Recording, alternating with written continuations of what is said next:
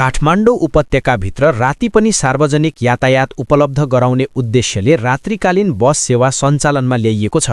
काठमाडौँ महानगरपालिकाको पहलमा अन्य स्थानीय तह र साझा यातायातको सहकार्यमा सेवा सुरु गरिएको हो। नयाँ व्यवस्था अनुसार राति 8 बजेदेखि 11 बजेसम्म बस सञ्चालन हुनेछ। सेवा प्रारम्भसँगै उपत्यकाका प्रमुख स्वास्थ्य संस्था र महत्त्वपूर्ण स्थानहरू जोड्ने गरी दुईवटा मुख्य रूट निर्धारण गरिएको छ। पहिलो रूट ललितपुर क्षेत्रको लगनखेलबाट सुरु भई पाटन अस्पताल, अल्का, नर्विक अस्पताल, प्रसूति गृह, ट्रमा सेन्टर, वीर अस्पताल, कान्ति अस्पताल, शिक्षण अस्पताल तथा गङ्गालाल हृदय केन्द्र हुँदै बुढानील कण्ठसम्म विस्तार गरिएको छ। उत्तर दक्षिण जोड्ने यो मार्गको एकतर्फी दूरी करिब 16 किलोमिटर रहेको जनाइएको छ।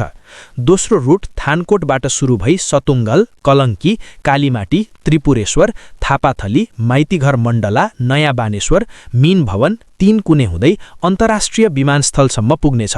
पूर्व पश्चिम जोड्ने यस मार्गको एकतर्फी दूरी करिब 20 किलोमिटर छ। यी दुवै रूटमा 4 वटा विद्युतीय बस सञ्चालन गरिनेछ भने निर्धारित बस स्टपहरूमा करिब 20 मिनेटको अन्तरालमा सेवा उपलब्ध हुने व्यवस्था गरिएको छ। सेवा शुभारम्भका अवसरमा कार्यवाहक मेयर सुनिता डङ्गोलको उपस्थिति रहेको थियो।